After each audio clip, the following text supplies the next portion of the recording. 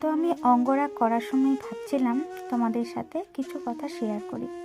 আমরা বেশ কিছু বছর আগে বৃন্দাবন গিয়েছিলাম। সেখান থেকেই আমরা গোবর্ধন পাহাড় পরিক্রমা করতে গিয়েছিলাম। সেই গোবর্ধন পাহাড় পরিক্রমা করার সময় এই পাথরটি আমি সেখান থেকে নিয়ে এসেছিলাম।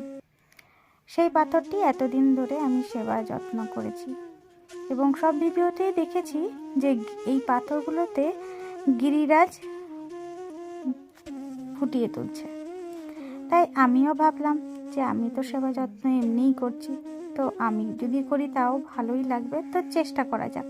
তাই আমি এখন চেষ্টা করছি তার অঙ্গরাগ করার। দেখা যাক কেমন হয়।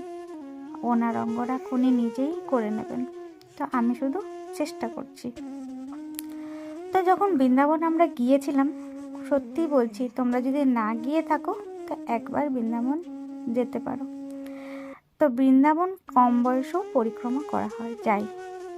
অনেকেই বলে, আমি যখন গিয়েছিলাম আমাকে অনেকেই বলেছিল যে এই বয়সেই আমি তীর্থ করতে যাচ্ছি।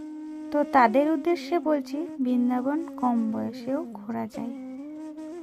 তো তোমরা এখন দেখতে থাকো কেমনভাবে আমি অঙ্গরাগ করছি, আর কেমন হয়েছে অবশ্যই কিন্তু জানাবে। তোমরাও যদি চাও যে তোমাদের বাড়ির ঠাকুরকে নতুন রূপে সাজাতে চাও, তাহলে আমার সাথে যোগাযোগ করতেই পারো। যে কোনো রকমের ঠাকুর, এগুলো আমার মন থেকেই করি, যেরকম মনের মধ্যে আসে সেরকমই করি। আর আমি তো করার কেউ নই, তাই ওনাদের সাজ ওনারা নিজেই আমার হাত দিয়ে নিয়ে নেয়। তাই শুধুমাত্র চেষ্টা করি, আর এটিও এক রকমের সেবা।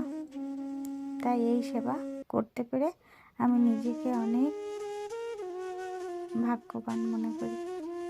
তো দেখো কেমন রূপ নিয়েছে গিরিরাজ আমার। কেমন হয়েছে অবশ্যই কিন্তু একটা লাইক আর কমেন্টের মাধ্যমে বলতে হবে। রাধে রাধে।